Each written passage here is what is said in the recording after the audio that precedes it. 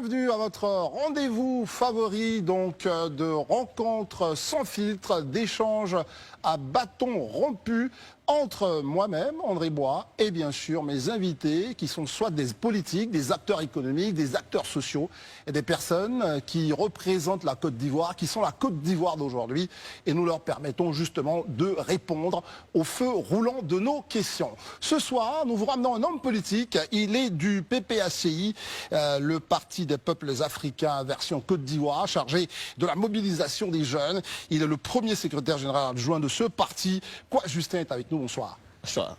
Quoi, Justin, pourquoi vous ne voulez pas demander pardon aux Ivoiriens alors que vous avez, d'une certaine façon, votre responsabilité dans ce qu'ils ont vécu durant ces 20 dernières années? On n'a pas demandé pardon aux Ivoiriens. Pourquoi? Le président Laurent Gbagbo était au travail en 2002 quand une rébellion s'est déclenchée dans le Nord. Cette rébellion a ravagé une bonne partie du territoire ivoirien, a assassiné, a endeuillé et fait couler le sang sur l'étendue du territoire ivoirien. C'est bien beau, on répète tout ça. Cette rébellion-là est responsable des actes d'atrocité commis en Côte d'Ivoire. Il est bon que cette rébellion et tous ceux qui ont commandité cette rébellion reconnaissent les torts et demandent pardon aux Ivoiriens. Très bien.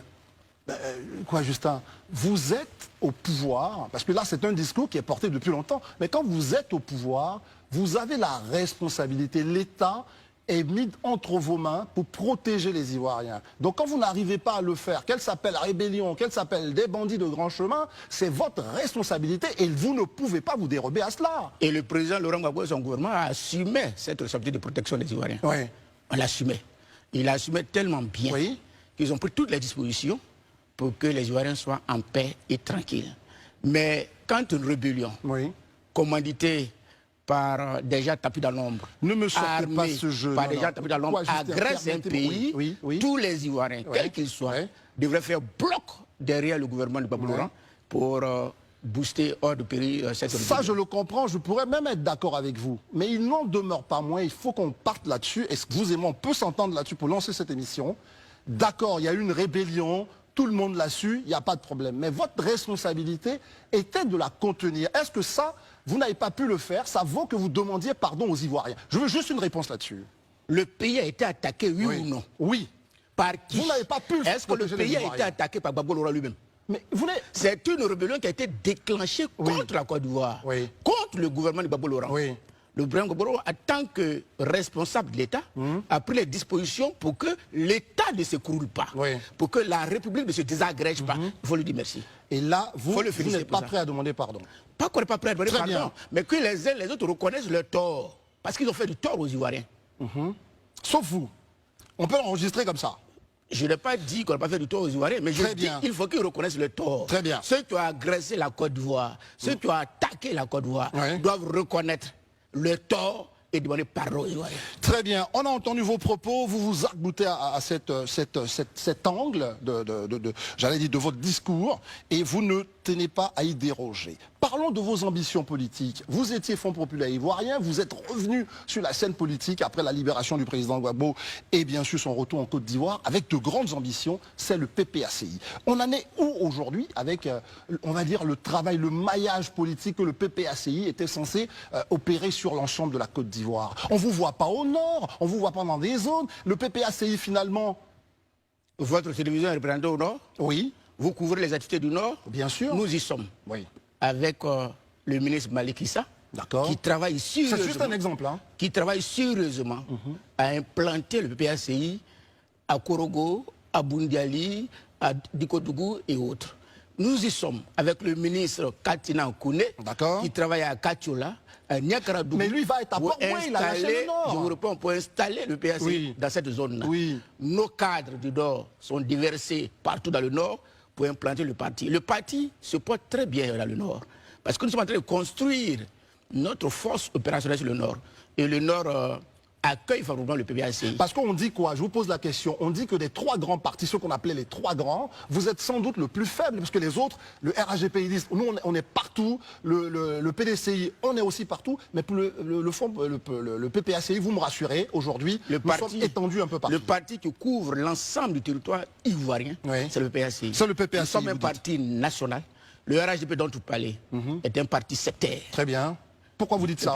C'est un parti qui... Non, moi je pose la question. C'est un parti qui n'est porté que par une communauté, contrairement au PPACI, qui est sur l'ensemble du territoire ivoirien et qui couvre tous les départements et toutes les sous-préfectures de la Côte d'Ivoire. Mais en tant qu'observateur, quand vous dites un parti est un parti sectaire, quand moi, un parti a un élu à Boisseau et un élu à Korogo, je ne peux pas dire que ce parti est sectaire, puisque manifestement ce parti couvre l'ensemble du pays, puisqu'il a des élus partout. C'est ça aussi, ça dépend aussi de la grille de lecture que vous utilisez. Quoi, Justin? Vous verrez bientôt. Oui. Quand les Ivoiriens d'Aboisseau manifestaient leur confiance dans le RHDP pour élire un de ses membres, nous n'y étions pas. Très bien, ça c'est intéressant. Nous y sommes. Vous êtes de retour. Et comment vous allez mettre en place vos ambitions? Aujourd'hui, quelle est la vision du PPACI, justement, que vous êtes en train de porter? Et ça, c'est très important. Vous n'étiez pas là, vous avez dit, c'est un sujet très intéressant. Comment vous vous employez, justement, à remettre en place un PPACI plutôt debout au regard de deux défections, peut-être trois importantes. D'un côté, on a COGEB, d'un autre côté, on a le parti de Simone Gbagbo et bien sûr le Front populaire ivoirien d'Afingis. Comment vous allez faire tout ça?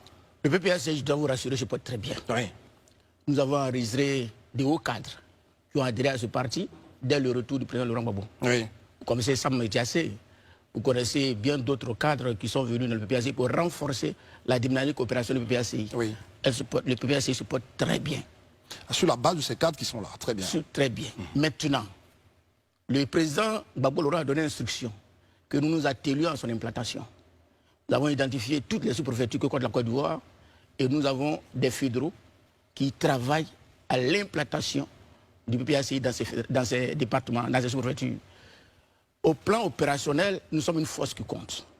Et à l'occasion de ces élections qui arrivent, vous verrez les résultats vous-même. Ça va être un texte grandeur nature pour le PPACI. Nous en sommes conscients. Du coup, on se demande bien, quel va être votre discours? C'est quoi votre problème pour la société? À l'époque, rappelez-vous, on connaît le président Gbagbo comme l'un des pères, si vous voulez, le père de la démocratie.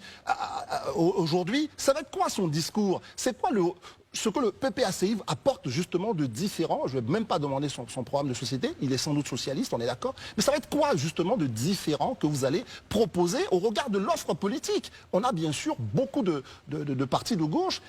Quel va être finalement? Ce sera juste la personne de Gbagbo? Non, le président apporte un projet. Oui. Le PPACI lui-même est un programme, un grand programme.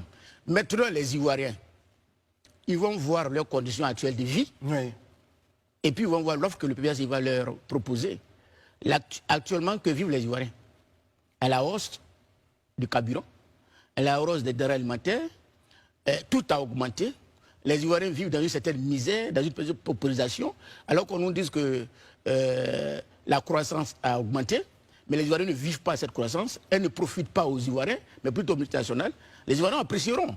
Et le PPACI vient pour que les Ivoiriens retrouvent leur dignité. Pour que les produits agricoles, par exemple, soient mieux payés en Côte d'Ivoire, comme sous la gouvernance de Gbagbo Laurent. Mais je veux dire, aujourd'hui, le prix du cacao, il est meilleur qu'il y a 10 ans. Quand Gbagbo était là, le prix du cacao était à 1200, voire 1500 francs. Oui. Aujourd'hui, il est à 600 francs, 800 francs. Et grave, plus grave, aujourd'hui, vous envoyez votre kilo de cacao, plutôt que vous donnez l'argent, on vous donne un papier. Parce qu'on vous donne un papier. Vous savez, vous revenez après, il se trouve qu'il n'y a pas l'argent pour vous donner. Or, sous la gouvernance de Gbagbo, je termine, sous la gouvernance de Gbagbo Laurent, vous donnez votre cacao, ça coûte 1200, 1500 francs, on vous remet votre argent. Immédiatement. On vous paye immédiatement. Il y a quelques la différence. jours. Et avec cet argent, les Ivoiriens organisaient leur vécu, ils organisaient leur vie. Ils étaient heureux. Le planteur de cacao d'ici à Doumé, un peu partout, il n'enviait aucun fonctionnaire. Mais aujourd'hui, la pauvreté loge dans les familles ivoiriennes. Alors qu'on nous chante une croissance à 2 chiffres. On vous chante, vous dites, mais quand même, Vous n'allez pas me faire croire ou faire croire à nos concitoyens qui nous regardent que les Ivoiriens vivaient mieux hier qu'aujourd'hui, quoi, Justin. Mais vous le savez vous-même. Non, je vais vous poser le savez vous-même. Non, moi, j'en sais rien. Vous allez le démontrer à nos concitoyens. Vous n'allez pas... C'est la question que je vous pose, que les Ivoiriens vivent moins bien aujourd'hui qu'hier, sachant qu'il y a des points de croissance. On nous dit que la pauvreté a baissé. On augmente le salaire des fonctionnaires. On augmente le SMIC. Donc, à un certain moment, quelle est votre appréciation de la réalité? Est-ce que le SMIC augmenté a amélioré la condition de vie des Ivoiriens? Non. Sortez de votre télévision, sortez de Cocody, sortez d'Abidjan, allez-y au nord.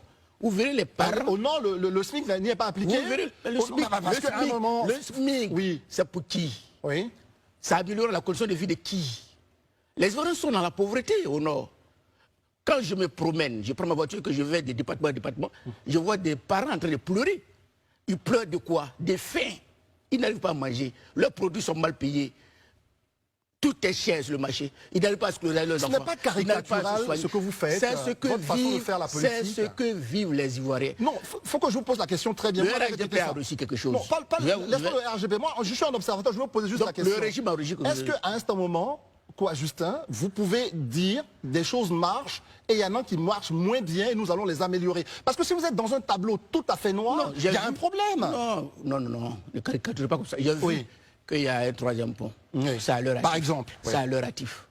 J'ai vu qu'il y a des échangeurs qui se construisent. Ça a leur actif. Mais je dis, les Ivoiriens sont dans la faim, dans la misère. La population a gagné l'ensemble du territoire. Et c'est une réalité. C'est une réalité. Tout a augmenté sur le marché. Alors, tout a augmenté sur le marché. Ils vivent de quoi? On vit de tomates, on vit de riz, on vit d'huile, on vit de cumagie. Tout a augmenté. Quelle peut être la proposition là, tout de suite? Donc, par exemple, pour vous, la vie chère. Là, nous sommes dans l'actualité. Quoi, Justin?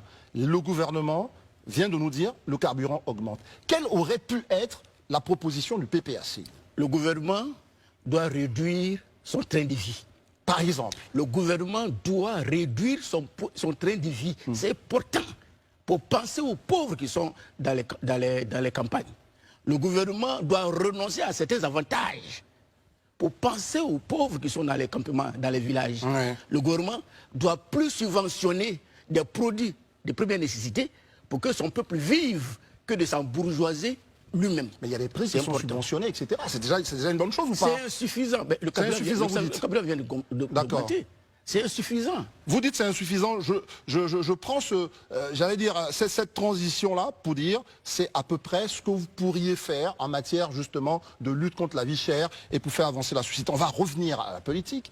Vous étiez en train de parler de ce que vous allez faire dans pas longtemps, c'est-à-dire les joutes électorales. Et là, il a fallu les préparer. L'enrôlement. Le PPACI, et surtout que vous êtes là pour la mobilisation des jeunes dans ce parti. Comment vous avez appréhendé tout ça? Et aujourd'hui, quel a été votre apport? Parce qu'avant, il y a eu la politique de la chaise vide. Comment vous vous y êtes pris pour mobiliser le maximum de nos concitoyens sur les listes électorales et qui pourraient éventuellement voter en votre faveur? Le président Babou Laurent a donné instruction à tous les cadres, au parti lui-même, de s'investir dans cette opération de révision de la liste électorale. Le secrétaire général a formé des équipes qui ont couvert l'ensemble du territoire, qui ont veillé à ce que cette mission recommandée par le président soit effectivement réalisée. Et donc nous avons participé effectivement et efficacement à l'enrôlement. Nous avons contribué à faire enrôler les nouveaux majeurs et ceux qui devraient y être mais qui ne sont pas sur la liste également. Donc c'est une opération à laquelle nous avons pris part. Vous avez pris part. Et donc il n'y a pas de crainte, parce que ça transcende justement votre seule obédience politique, il n'y a pas de crainte que les acteurs politiques ivoiriens, comme ils nous ont habitués très souvent, nous disent, écoutez, la liste électorale nous pose problème, il y a des conditions électorales qui posent problème. Là aujourd'hui, est-ce que vous êtes engagé dans une voie où on va vers des élections apaisées? Faire enrôler des nouveaux majeurs, ou ceux qui n'étaient pas sur la liste, ne garantit pas la fiabilité de la liste électorale. Alors, dites-nous. La liste électorale, on a besoin, ensemble, de voir comment on va extirper les morts qui y sont. Parce qu'il y a encore des morts qui sont inscrits. Comment on va extirper les étrangers qui y sont. Les gens qui n'ont pas de droit, mais qui y sont. C'est truffé. Mais ça, c'est le travail de la CEI, vous le faites au jour le jour. N'attendez pas à quelques jours de l'élection de créer l'attention. La CEI doit faire ce travail en intelligence avec tous les acteurs concernés, y compris même la société civile, pour que tout le monde soit d'accord, pour qu'on ait une liste électorale consensuelle. Pour qu'on ait une liste consensuelle, la CEI doit associer les partis politiques, la société civile, les Ivoiriens lambda qui sont intéressés à la question, pour qu'on puisse ensemble travailler à rendre notre liste électorale fiable et consensuelle. Cette liste électorale fiable doit contenir un nom que vous attendez. On ne sait pas. Nous sommes tous dans l'expectative. Ce nom sera-t-il sur la liste électorale? Laurent Gbagbo. Aujourd'hui, quel est votre point là-dessus, PPACI? Est-il citoyen, oui ou non? Gbagbo Laurent est-il citoyen, oui ou non? Oui, il est citoyen. En tant que citoyen, il a le droit d'avoir son nom sur la liste électorale. Son nom y est. Et si par... non, on ne raisonne pas par ici. Vous ne raisonnez pas par ici. Donc, vous avez compris mon point sur cette éventualité. Sur la liste électorale, c'est suffisant pour nous. Très bien, ça c'est le point de la liste électorale. Vous avez donc participé à enrôler un maximum d'Ivoiriens, mais on se pose la question, mais finalement le PPACI, est-ce qu'ils ont enrôlé beaucoup de militants? Et ça c'est très important parce que le nez de la guerre, pour être dans les bureaux, etc., sur l'ensemble du pays, quand même, c'est énormément de bureaux. On parle de plus de 20 000 bureaux. Le PPACI doit avoir des militants. Vous en êtes où sur cette conquête des militants? On a enrôlé au-delà de nos militants pour enrôler les Ivoiriens. Mais les Ivoiriens sont désabusés, ils ne font plus de la politique comme avant, vous les avez déçus. Comment vous faites pour les convaincre aujourd'hui à revenir dans ce combat militant? C'est vous oui. qui créez le désamour entre les Ivoiriens. Nous, les observateurs, la presse. Vous les journalistes, vous n'allez pas mettre la faute sur les journalistes. Vous qui inventez les buzz pour détruire les Ivoiriens des réels problèmes de la société. Oui. Vous qui à chaque occasion créez de nouveaux buzz, à chaque occasion inventez des buzz pour que le regard des Ivoiriens soit détourné de leur quotidien amer pour se contenter de rire et de voir c'est vous qui désorientez les Ivoiriens. Les Ivoiriens sont conscients qu'ils ont un pays, ils aspirent à vivre en démocratie sous le règne des lois. Ils ont mis toute leur confiance à Gbagbo Laurent. Gbagbo Laurent travaille pour que les Ivoiriens, ils vivent sous les lois. Moi, je trouve que c'est une attaque ad hominem. Pourquoi? Parce que vous vous êtes pris à la presse, alors que la presse est comme partenaire de la démocratie. Moi, je pense que pas la presse, politiques, pas la presse, aux médias, aux journalistes. Non, pas la presse. Mais c'est quand même les politiques qui donnent le tempo, qui donne justement le tempo. Et nous ne sommes véritablement, la temps perdu, c'est vous, et nous sommes qu'un thermomètre. Vous n'allez pas casser le thermomètre. Nous, quand des choses ne vont pas, nous, on dit ça ne va pas. Et donc, c'est de votre responsabilité d'apaiser le pays, de convaincre nos concitoyens de participer à la politique, qui, du reste, est une belle chose. C'est ce que nous faisons. Je dis, il faut réduire au maximum les buzz et on ne va pas se comprendre. Remettre les Ivoiriens face à leur réalité. On ne va pas se comprendre. Pourquoi on ne va pas se comprendre? Parce que vous voulez résumer le travail de la presse et des médias au buzz. C'est éduquer, divertir, informer. Est-ce qu'aujourd'hui, vous, Justin, vous êtes gêné dans votre travail politique? La preuve, vous êtes ici, vous n'êtes pas gêné par la lucarne, par les offres que font la presse pour vous, que font les médias? Ne créons pas d'amalgame. Très bien. La presse accompagne la construction de la démocratie dans notre pays. Très bien. Les journalistes accompagne cette idée de faire vivre les Ivoiriens sous des lois. Vous comprenez un peu? Oui. Donc la presse, on n'a pas à jeter des pierres à la presse. Très bien. J'allais dire, on va se faire une franche poignée de main pour se féliciter là-dessus. Nous avons un point d'accord. Nous disons que les Ivoiriens vivent des réalités difficiles. Aujourd'hui, la vie est devenue très chère.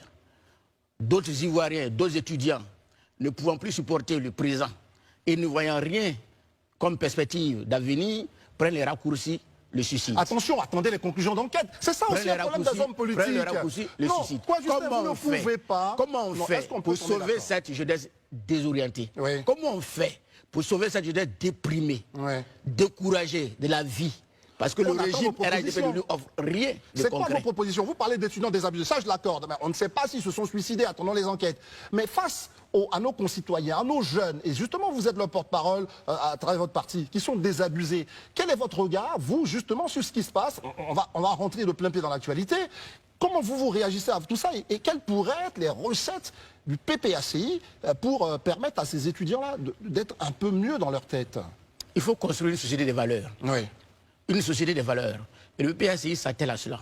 Construire une société des valeurs pour qu'on ait des repères, et que les jeunes aient des repères. Que les jeunes ne fassent pas le culte du vice, mais plutôt le culte de l'effort, du travail bien fait. Que les jeunes ne s'adonnent pas à l'interdit, à ce qui peut gâcher leur vie, mais plutôt qu'ils s'attellent à fournir des efforts dans le travail qu'ils font, dans les études qu'ils font. et que le régime puisse les accompagner dans la réalisation de leurs rêves. Là, les jeunes ont besoin de s'affirmer, ils ont besoin de se construire, ils ont besoin de s'investir pour demain. Mais ils n'ont pas de perspective. Là, le PPACI vient comme une solution pour leur offrir des perspectives. Très bien. Là, le gouvernement, à travers un conseil des ministres, seulement hier dit, nous allons mettre en place des cellules d'accompagnement psychologique, etc. Vous, ça vous parle ou pas? Tu sais, avec ce régime-là, je suis beaucoup méfiant. Vous êtes méfiant. Et je vais vous donner un exemple. Mais la confiance entre les acteurs politiques, je vais vous donner un exemple. Oui. C'est pas moi qui le dis. On était à Daloa en 2012-2013. Le ministre Touré Mamadou est allé, il a distribué des chèques, demandant aux jeunes qu'il allait les aider à s'autofinancer, à financer leurs activités. Quand il est parti, devant les caméras, ils ont pris les chèques, mais quand il est parti, les jeunes ont pris ces chèques pour aller dans les différentes banques. Les banques étaient fermées. Les banques ont dit que ces chèques-là étaient sans valeur. Donc avec ce gouvernement, on a des promesses, et ça se traduit en menaces, et après... ça débouche sur l'arrestation. Je ne sais pas d'où vous tenez vos sources sur ce type d'informations, mais on sait aujourd'hui quand même qu'il y a des programmes de financement des activités des jeunes, etc. Enfin, je veux dire, ça existe. Je vais voir si c'est 4 000 francs. Nous, la presse... 25 000 francs peut permettre à un jeune de s'installer et faire une activité. Ça, après, vous pouvez critiquer, mais ça existe aujourd'hui. Ça existe quand même, ce projet. Si 25 000 francs, si on donne 25 000 francs à M. Bois, peut-il s'installer à son propre compte pour réaliser une activité? N'imaginez pas, si vous remettez... Bon, je sais pas, on n'est pas en train de discuter forcément sur le montant, mais imaginez que 25 000 francs pour une dame qui vend des oranges ou quelqu'un qui a sa petite étale qui vend des fruits ou des arachides, ça peut commencer à être une base de construction de quelque chose d'intéressant. Bon, ça c'est quand on est dans un certain confort. Oui. Quand on est dans un confort. Mais quand on veut aider la jeunesse, on ne fait pas de l'aumône. La jeunesse ne demande pas de l'aumône. On demande qu'on leur trouve un emploi. Ça veut dire quoi? Ça veut dire que le gouvernement prend contact avec des opérateurs économiques, des chefs d'entreprise. On les identifie. On met en place une formation qualifiante qui puisse permettre aux étudiants, pendant qu'ils font la formation, d'avoir des stages dans ces entreprises et à la fin de leur formation, d'être embauchés par les entreprises où le gouvernement les accompagne pour s'installer en fonction de ce qu'ils ont appris. Donc ça, c'est une proposition donc. Mais le monde ne permet à personne de se réaliser. Très bien. De toute façon, le débat sera ouvert. Le débat sera ouvert plus longuement sur les niveaux d'aide aux jeunes, etc. Je trouve que c'est déjà une proposition très bienvenue que tout le monde entend, etc. Alors revenons à la politique. À la politique pure, c'est bien sûr la question des alliances. On l'a entendu récemment, Pascal Affi-N'Guessan annonce qu'il pourrait y avoir une alliance avec le RHDP. Entre nous, il devrait y avoir quand même une pointe de déception de votre part, parce que vous êtes censé appeler toute la gauche à se réunir autour du projet commun. MGC, PPACI et bien sûr FPI et COGEP. Mais là, c'est déjà une forme d'échec. Les actes que pose M. Affi-N'Guessan n'engage que M. Affi-N'Guessan. Même si pour certains Ivoiriens, ce sont des actes de trahison. Mais ça n'engage que M. Affi-N'Guessan. Quelqu'un a dit qu'en politique, il n'y a pas de trahison. Les alliances, il n'y a pas de trahison. J'ai dit les actes, et je répète, les actes que M. Affi-N'Guessan pose n'engagent que M. Affi-N'Guessan. Le PPACI est préoccupé, là où je vous parle, à l'implantation de ces structures. Comment construire notre force opérationnelle sur le terrain. Deuxième préoccupation, les élections à venir. Comment faire en sorte que nous gagnions le maximum de mérite. Mais d'où la question des alliances, quoi, Justin? Mais vous me demandez à Affi-N'Guessan, le RHDP, mais ça, c'est pas moi qui ai commenté ça. Affi-N'Guessan va où il veut. Vous êtes un acteur politique, vous pourriez Affi-N'Guessan va où il veut, il dirige le FPI, il dirige par le PPACI. Je ne suis pas membre de son parti politique, je n'assiste pas à ses réunions, je n'ai pas de point de vue à donner à Affi-N'Guessan pour dire prends telle direction, ne prends pas telle direction. Il va où il veut, ça n'engage que lui. Moi, je suis préoccupé à donner une force opérationnelle au PPACI sur le terrain. Très bien, ça c'est bien entendu. Alors dites-nous, pourquoi vous en voulez tant à Charles Blé Goudé? On commence à parler quand même de vos anciens camarades, on n'a pas eu d'Affi-N'Guessan. Et pourquoi on devrait en vouloir à Charles Blé Goudé? Non mais, on le voit, Charles Blé Goudé est rentré dans ce pays. On ne vous a pas beaucoup entendu sur son retour. On n'a pas beaucoup entendu non plus le PPACI à le recevoir, à aller vers lui, à faire en sorte que vous vous rappeliez vos anciennes amitiés. Quand même, ça pose un petit problème de valeur au niveau de la politique. Ne créez pas d'amalgame pour embrouiller les Ivoiriens. Mais comment? Les Ivoiriens ont trop de problèmes. Ne créez pas d'amalgame. Charles Blé Goudé était à La Haye avec le président Gbagbo Laurent. Le président Gbagbo, il a eu son passeport, il est rentré. Charles Blé Goudé n'a pas eu son transport. Et on n'avait pas beaucoup lutté pour ça. Après son passeport, on a produit une résolution à la création du PPACI une résolution portant soutien à Charles Blé Goudé et exigeant du régime de créer les conditions pour que Charles Blé Goudé rentre. C'était quand même assez minime. Okay. On a fait ce combat-là. On a porté la voix de Charles Blé Goudé partout où on devrait aller. Au dialogue politique. C'était un objet que nous avons introduit, c'était un sujet que nous avons introduit. Dieu merci, Charles Blé Goudé est rentré. Nous disons merci et bonne arrivée. Très bien. Vous voulez qu'on prenne des tam-tams pour aller chaque matin taper partout pour crier notre joie, notre satisfaction. Mais pourquoi pas, puisqu'on il est venu, c'est un Ivoirien, il est rentré, on peut le faire. Charles Blé Goudé est rentré, il a son parti politique. Oui. Il a la tête de son parti politique. Il est en train de gérer son parti politique. Très bien. Une dernière question, toujours sur les alliances. On a parlé d'Afin Guessan, Charles Blé Goudé, Simone Gbagbo. Et puis en connexion avec le fait où le président Gbagbo, l'État a enfin joué son rôle, lui a remis ses rentes viagères. Et on apprend à travers quand même une affaire qui est publique que dans le cas de la séparation entre ces deux dinosaures politiques, il est question que Simone Gbagbo hérite d'une partie de ces gens d'alliance. Donc c'est une affaire politique. Comment on commente ça quand on est politique et que Simone Gbagbo doit quand même bénéficier de cette rente viagère? C'est ça que j'appelle du buzz. C'est ça que j'appelle du buzz. Mais c'est pas nous qui avons produit un communiqué pour annoncer un divorce sur la place publique, c'est le président Laurent Gbagbo. Donc il a donné à la presse l'occasion d'en parler. Sinon, si c'était pas public, on n'en parlerait pas. C'est ça que j'appelle du buzz. Et Laurent Gbagbo n'est pas rentré en Côte d'Ivoire pour faire du buzz. Oui. On n'a pas créé le PPACI pour alimenter les buzz. Oui. On est venu se mettre au service des Ivoiriens. On a vu leurs souffrances. Oui. On a vu la misère dans laquelle les Ivoiriens sont plongés. L'obscurité qui a envahi toute la Côte d'Ivoire chaque jour. Le président Gbagbo Laurent est venu pour se mettre au service des Ivoiriens. A-t-il été, oui ou non, ancien président de la Côte d'Ivoire? Oui. Oui, il a été. A-t-il le droit, oui ou non, conformément à la Constitution, d'avoir une rente viagère? Oui. Oui, il a le droit. Telle n'était pas la question. Le reste, c'est sa vie privée. Laissez le président Gbagbo jouir de sa vie privée. Très bien. Ça, écoutez, mesdames, messieurs, à l'instant, vous aviez dans ce sans langue de bois Quoi Justin, il est premier secrétaire général adjoint du PPACI chargé de la mobilisation de la jeunesse. Vous avez vu, il a beaucoup de fougue, il parle de la Côte d'Ivoire avec beaucoup de passion, il a envie que son pays s'engage sur des chemins qui pourraient lui procurer à lui et sans doute à ses partisans beaucoup plus de sourire qu'aujourd'hui. Sans doute qu'une autre personnalité viendra la semaine prochaine le contredire, lui dire qu'il a dit soit des contre-vérités ou qu'il n'est pas allé au fond de ses propos. C'est cela l'espace que nous offrons ici dans Sans langue de bois. Quoi, Justin, je vous remercie d'être venu être, on va dire, un adversaire du soir avec beaucoup de punchy et qui nous a permis de faire cette émission et de vous donner rendez-vous parce que c'est cela aussi la semaine prochaine, ce sera jeudi. À très très bientôt et merci à vous.